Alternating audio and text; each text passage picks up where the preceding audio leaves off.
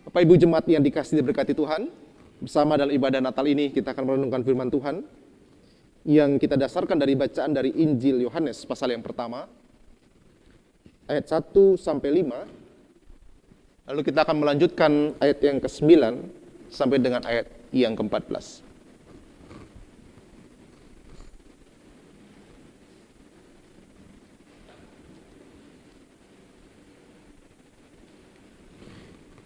Injil Yohanes pasal 1, kita akan baca ayat 1 sampai 5, lalu kita lanjutkan ayat 9 sampai dengan ayat yang ke-14.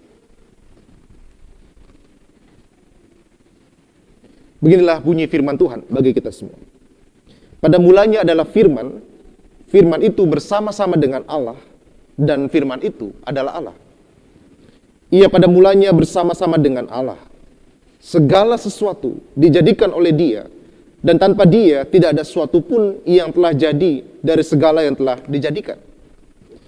Dalam Dia ada hidup, dan hidup itu adalah terang manusia.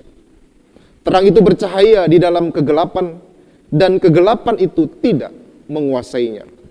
Ayat ke-9. Terang yang sesungguhnya yang menerangi setiap orang sedang datang ke dalam dunia. Ia telah ada di dalam dunia, dan dunia dijadikan olehnya, tetapi dunia tidak mengenalnya. Ia datang kepada milik kepunyaannya, tetapi orang-orang kepunyaannya itu tidak menerimanya. Tetapi semua orang yang menerimanya, diberinya kuasa supaya menjadi anak-anak Allah, yaitu mereka yang percaya dalam namanya. Orang-orang yang diperanakkan bukan dari darah atau dari daging, bukan pula secara jasmani oleh keinginan seorang laki-laki, melainkan dari Allah. Firman itu telah menjadi manusia dan diam di antara kita, dan kita telah melihat kemuliaannya, yaitu kemuliaan yang diberikan kepadanya sebagai anak tunggal Bapa, penuh kasih karunia dan kebenaran. Demikianlah firman Tuhan, berbahagialah setiap kita umat Tuhan yang mendengar firman, menyimpan dalam hati, dan yang mau terus belajar mentaati dalam kehidupan hari demi hari. Haleluya. Haleluya, haleluya, haleluya.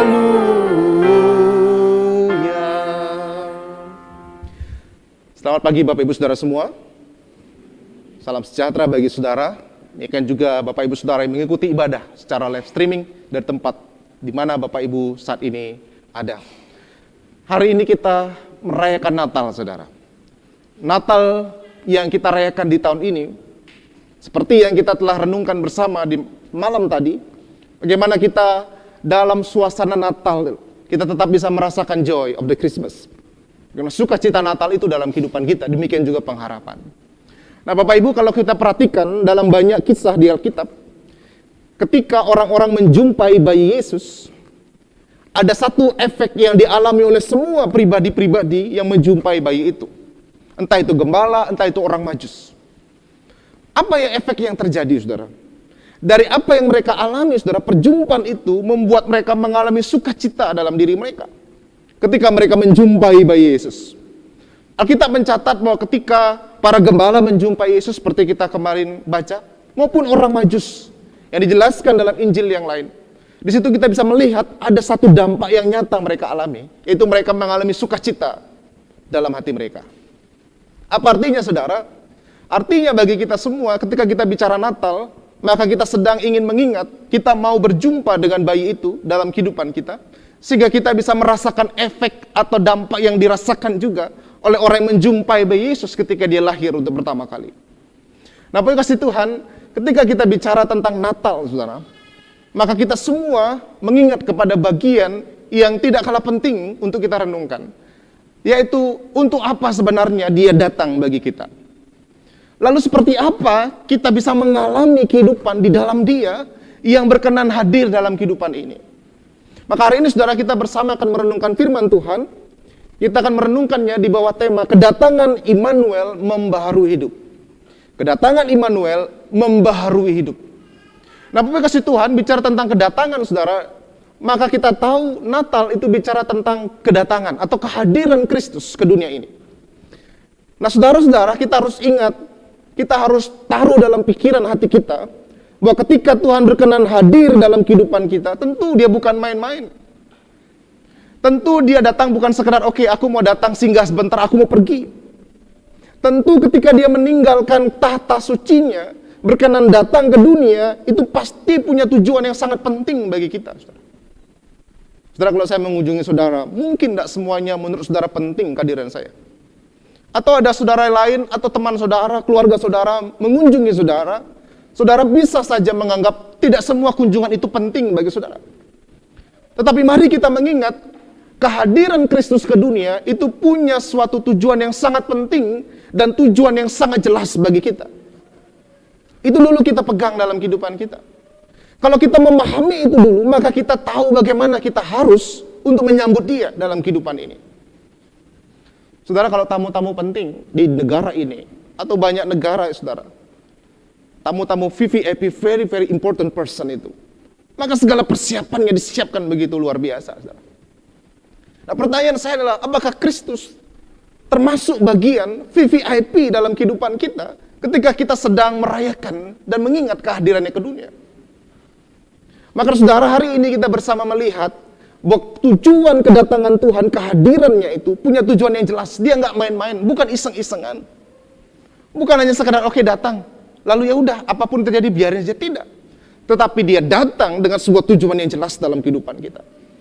Nah, apakah saudara dan saya kita memiliki pemahaman demikian?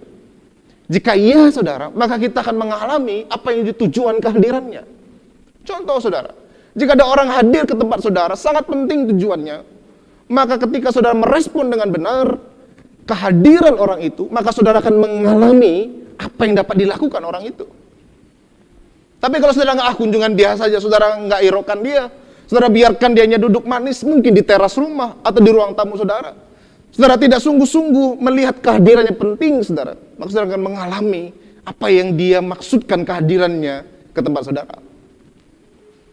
Nah, saudara, seringkali saudara, manusia salah memahami atau melupakan tujuan mengapa Tuhan hadir dalam kehidupan ini.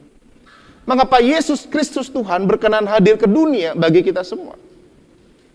Mungkin gak sepenting saudara, ketika saudara memerlukan bantuan keuangan saudara, ada orang mau datang dan menelpon, saya akan datang ke rumahmu untuk saya memberikan bantuan sekian. Mungkin saudara akan menunggunya dengan cara yang sangat-sangat berbeda. Oh, dia mau ngasih saya minjem misalnya 10 juta. Saudara pasti akan menunggunya dengan perasaan yang sangat-sangat, waduh luar biasa nih. Saudara siapkan yang terbaik untuk dia datang, yang ada di rumah saudara. Saudara, hari ini kita melihat ketika kita merayakan Natal, kita sedang mengingat dia datang dengan tujuan yang jelas. Dan kedatangannya pasti penting, sangat penting bagi kita. Bukan sembarangan. Maka saudara, mari kita memperhatikan sekarang. Tujuan kedatangan Tuhan untuk kita semua adalah dalam 3 hal hari ini kembali kita lihat. Yang pertama saudara, ketika kita bicara kedatangan Tuhan, maka kita sedang mengingat bahwa dia datang untuk memberi kehidupan sejati kepada kita. Ayat keempat bacaan kita dari Injil Yohanes tadi, di situ jelas dikatakan, dalam dia ada hidup, dan hidup itu adalah terang manusia. Apa maksudnya Yesus datang memberi hidup sejati? Kita semua hidup kok. Hari ini saudara kita hidup. Tapi persoalan adalah hidup seperti apa yang kita alami. Hidup seperti apa yang sedang kita jalani hari ini. Saudara kasih Tuhan, ketika Tuhan datang ke dunia, firman Tuhan mencatat bahwa bacaan kita Yohanes ini ingin meneguhkan tentang siapa dia. Maka di ayat berikutnya kita bisa melihat bahwa kehadiran Tuhan menerangi kita. Hidup sejati artinya kita hidup dalam terang Tuhan. Dan gelap tidak menguasai kita seperti bacaan Alkitab kita. Saudara, kalau kita hidup di dunia ini, hidup dalam kegelapan, maka hidup dalam kegelapan itu bukan hidup sejati yang Tuhan mau. Apa arti hidup dalam kegelapan, saudara? Hidup di dalam dosa, hidup di dalam hal-hal yang tanpa harapan, hidup di dalam keputusasaan, hidup di dalam hal-hal yang negatif dalam hidup kita. Itulah hidup dalam gelap. Saudara, dalam kehidupan kita, Tuhan mau kita hidup sejati di dalam dia. Maka kata hidup yang digunakan di ayat yang keempat itu adalah kata zoe, saudara. Nah, kata zoe itu, kalau dilihat secara harafiah, bisa berarti kehidupan, berarti secara fisikal, dan juga spiritual. Lebih spesifik lagi, kata zoe itu bisa diartikan physically for present, secara fisik untuk hari ini, and spiritually for the future existence. Bagaimana kehidupan kita di dalam Tuhan? Tuhan mau tubuh kita sehat, saudara. Tuhan mau rohani kita kuat, sehingga kehidupan kita kini dan nanti kita mengalami kehidupan sejati. Saudara, hari ini dalam situasi yang kita hadapi, hidup yang sejati dalam Tuhan adalah hidup bijaksana juga menjaga kesehatan kita, saudara. Maka saudara, hari-hari ini kita kembali diingatkan oleh Tuhan. Kehadiran Tuhan untuk apa sih? Untuk memberikan kehidupan sejati bagi kita. Dia mau memberikan damai dalam hati kita. Dia mau memberikan ketenangan dalam kehidupan kita. Dia memberikan pengharapan seperti yang kita renungkan semalam. Dia memberikan sukacita dalam kehidupan kita. Itu tujuan Tuhan. Dan Tuhan tahu kalau kita hidup dalam kegelapan, hidup dalam dosa, hidup dalam putus asaan, tidak punya pengharapan, hidup dalam hal yang negatif, maka hal itu akan mengganggu dan merusak akan kehidupan kita. Maka saudara, saya bersyukur, maka saya percaya kita semua juga bersyukur. Tuhan tahu kita perlu hidup di dalam terangnya.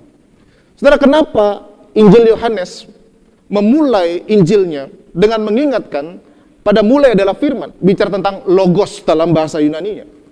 Berbeda dengan Injil yang sinoptik yang lain, baik Matius, Markus, dan Lukas. Karena Injil Yohanes sedang mengingatkan begini. Saudara masih ingat nggak?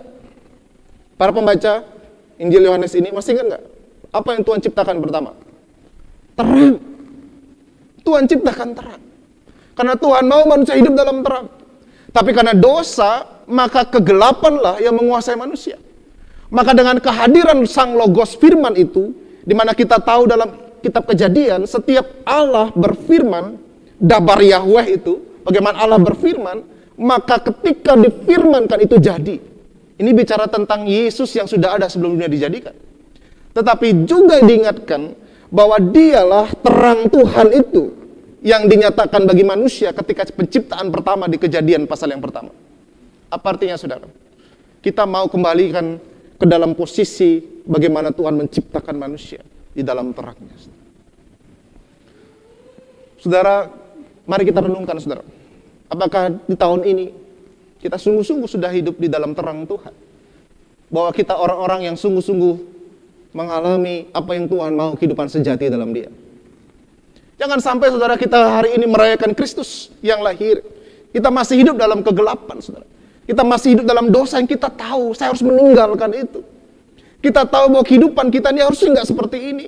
Dari pikiran-pikiran kita yang negatif, dari rencana-rencana kita yang tidak harusnya kita lakukan. Maka di momen Natal ini kita diingatkan, Tuhan hadir untuk apa? Untuk memberi kita hidup yang sejati.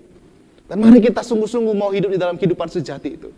Karena dalam kehidupan sejati itulah kita mengalami kehidupan yang sesungguhnya dalam diri kita. Saudara kasih Tuhan, ketika kita merayakan Natal, ingat Tuhan mau kita memiliki kehidupan yang sejati di dalam Dia. Dan ingat firman Tuhan mengatakan kegelapan tidak menguasai terang Tuhan. Pilihannya hanya satu. Saudara mau dikuasai kegelapan, silakan. Tetapi yang Tuhan mau tidak ada pilihan lain. Kalau engkau dalam terang, terang saja. Karena kegelapan gak bisa menguasai. Artinya apa, saudara? Kita semua diajak untuk diingatkan, Tuhan Yesus telah hadir. Supaya kita punya hidup sejati di dalam Dia. Bukan sekadar hidup. Atau kalau dalam bahasa lain, bukan hidup kaleng-kalengan. Tapi hidup sejati. The real life in Jesus. Saya gak tahu saudara kehidupan saudara hari ini seperti apa. Saudara mungkin tidak tahu juga kehidupan saya hari ini seperti apa. Tetapi yang perlu kita ingat, Tuhan mau kita hidup secara seperti yang Dia mau. Fisik kita dan juga rohani kita sehat di dalam Dia. Lalu yang kedua, saudara, ketika kita bicara tentang kehadiran Tuhan, maka maksud kehadiran Tuhan yang kedua adalah bagi kita semua, Dia datang untuk memberi kuasa kepada kita. Kuasa untuk apa, saudara?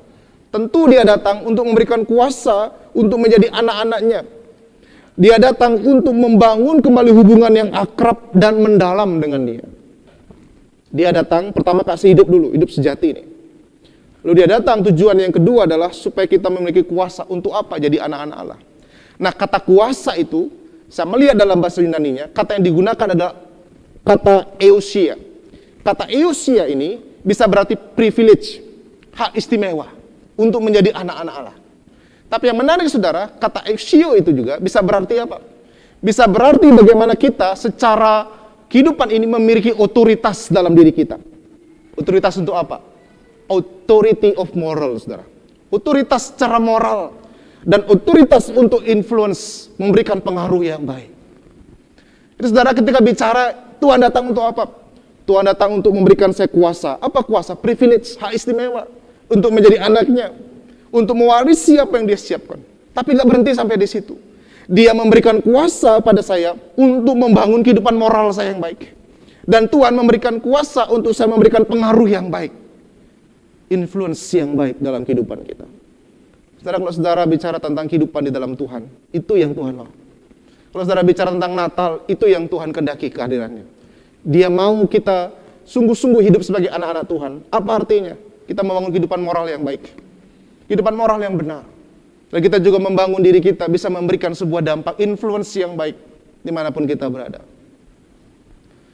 Setelah saya tahu, saudara, dalam kehidupan kita, hari-hari ini mungkin ada banyak hal di sekitar kita. Atau yang kita lihat, atau yang kita dengar. Kita melihat, oh harusnya enggak begitu.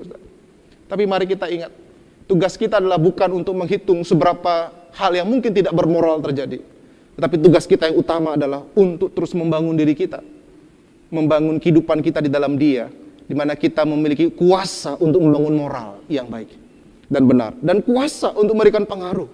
Saudara, bayangkan saudara, kalau kita sedang membangun kehidupan moral kita supaya baik dan benar, supaya kita bukan orang yang suka menipu atau suka membohong atau suka orang yang berbuat yang jahat, atau kita orang-orang yang melakukan hubungan yang tidak seharusnya, atau hal yang buruk negatif yang lainnya. Maka kalau kita ingat Natal, maka kita diingatkan Tuhan memberikan kuasa untuk apa? Untuk saudara dan saya membangun kehidupan moral yang baik dan benar. Ada kuasanya loh, bukan sekedar Tuhan suruh, oke, Rio, kamu jadi orang yang baik moralnya ya. Kamu memberikan pengaruh yang baik. Nah. Terus gimana cara Tuhan? Urusanmu. Tapi Tuhan memberikan kuasa untuk kita melakukan itu. Maka saya selalu belajar berdoa, saudara. Tuhan tolong saya. Percaya kuasa-Mu sanggup menolong saya. Untuk apa? Untuk hal yang Tuhan mau. Membangun kehidupan moral yang baik. Dan juga memberikan dampak yang baik di dalam kehidupan ini. Saudara, bicara Natal, ingat yang kedua, saudara adalah orang-orang yang diberikan kuasa, privilege untuk jadi anak-anak Allah. Untuk membangun kehidupan moral yang baik dan benar. Dan untuk memberikan pengaruh yang baik. Dan untuk itu Tuhan sudah berikan modal kuasanya dalam kehidupan saudara. Terakhir yang ketiga saudara, dalam kita membangun kehidupan di mana Dia datang bagi kita, maka yang ketiga adalah Dia datang untuk menyertai perjalanan kehidupan kita. Itulah arti dari kata Immanuel. Ayat 14 bacaan kita dan 16, khususnya 14. Firman itu telah menjadi manusia dan diam di antara kita. Dan kita telah melihat kemuliaannya, yaitu kemuliaan yang diberikan kepadanya sebagai anak tunggal Bapa, penuh kasih karunia dan kebenaran. Saudara, Tuhan hadir untuk apa? Untuk menyatakan, aku mau menyertai engkau dalam perjalanan kehidupan. Saudara dikasih Tuhan, apa artinya Tuhan mau menyertai kita? Ayat bacaan kita mengatakan Tuhan berkenan diam di antara kita. Dia berkenan diam, saudara, di antara kita semua. Sehingga kita bisa mengalami kasih karunia demi kasih karunia. Nah, kata diam, saudara, yang saya coba cari, kata diam itu dalam bahasa Yunani adalah skeno. Jadi diam, dwell dalam bahasa Inggris, skeno. Nah, skeno ini secara original, dalam bahasanya digunakan sehari-hari waktu itu, adalah kata yang digunakan, skeno ini, untuk menggambarkan seseorang yang tinggal di dalam tenda. Dwell in a tent. Tinggal dalam sebuah tenda. Atau bisa dikatakan in camp. Artinya berkemah. Tuhan berkenan berkemah tinggal di dalam kita. Dan lebih menarik lagi saudara, kata skeno ini menggambarkan sebuah gambaran tabernakel. Dwell of tabernacle. Kita tahu saudara, dalam perjanjian lama, tabernakel itu memiliki dua makna utama, simbolisasinya. Yang pertama adalah lambang bagaimana Tuhan berkenan hadir, melindungi manusia. Bicara tentang protection. Tabernakel bicara tentang perlindungan. Lalu yang kedua, tabernakel bicara tentang apa? Communion. Persekutuan yang dekat. Apa artinya saudara? Tuhan mau tinggal kita untuk apa? Tuhan mau diam dalam diri kita apa? Untuk melindungi saudara dan saya. Tuhan mau tinggal dan diam dalam diri kita untuk apa? Untuk membuat kita membangun komunian yang baik dengan Dia. Protection and communion. Perlindungan dan juga persekutuan dengan Dia. Saudara, bukankah itu yang kita harapkan dalam diri kita? Tuhan mau berkenan tinggal dalam diri kita. Dan bukan tinggal untuk merusak-rusak kita. Mungkin manusia tinggal bersama dengan kita tidak selalu baik perbuatannya. Mungkin orang yang tinggal bersama dengan kita tidak selalu mampu melakukan apa yang membangun kehidupan kita. Karena dia juga sama orang berdosa, seperti saudara dan saya. Tapi ingat, ketika Tuhan berkenan tinggal dalam kehidupan saudara dan saya, maka apa yang dia lakukan adalah untuk protection and communion. Melindungi saudara, dan juga untuk membangun relasi yang dalam dan dekat dengan saudara. Nah, saya nggak tahu saudara seberapa berita ini membawa dampak, Tuhan, kok mau engkau tinggal dalam diri saya? Dwell in my life. Tinggal dalam kehidupan saya. Saudara, kalau saudara perhatikan baik-baik, inilah apa yang dikatakan oleh firman Tuhan ketika memberitakan kelahiran Kristus. Dia akan dinamakan Immanuel, Tuhan beserta kita. Saudara kasih Tuhan, inilah Natal bagi kita semua. Dia hadir bagi kita semua dengan tujuan yang jelas. Untuk memperbaharui hidup kita. Supaya kita memiliki kehidupan sejati. Bukan hidup dalam gelap lagi, tapi hidup dalam terang. Kalau kita selesai merayakan Natal, kita ingat masih ada kegelapan dalam diri kita. Kita hidup dalam kegelapan, tinggalkan saudara. Kalau saudara-saudara hidup dalam terang, teruslah hidup dalam terang Tuhan. Jika ada hal-hal yang masih mengganggu saudara, ya saudara tahu, saudara tidak harus melakukannya. Tinggalkan saudara. Karena demi itu Tuhan Yesus telah hadir bagi kita.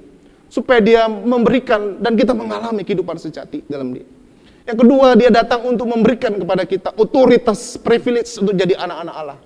Untuk kita terus membangun kehidupan moral yang baik, saudara. Untuk kita memberikan pengaruh yang baik dalam kehidupan ini. Dan ketiga terakhir, dia hadir ke dunia ini untuk apa? Dia hadir ke dunia ini bagi kita untuk menyertai kita, melindungi kita. Bahkan di masa pandemi kita bisa percaya Tuhan ada pengharapan pelindungan di dalam Tuhan. Bukan berarti dengan pelindungan Tuhan kita bisa sembarangan dengan kehidupan kita. Kita harus bijaksana juga. Dalam konteks COVID ini kita harus terus menjaga kesehatan kita, menerapkan protokol kesehatan. Tapi kita yakin di luar itu ada kuasa lebih besar yang mampu melindungi kita. Yaitu kuasa pelindungan Tuhan, penyertaan Tuhan. Itulah sebab saudara Natal juga bicara bagi kita bagaimana dia Tuhan yang memperbarui kita.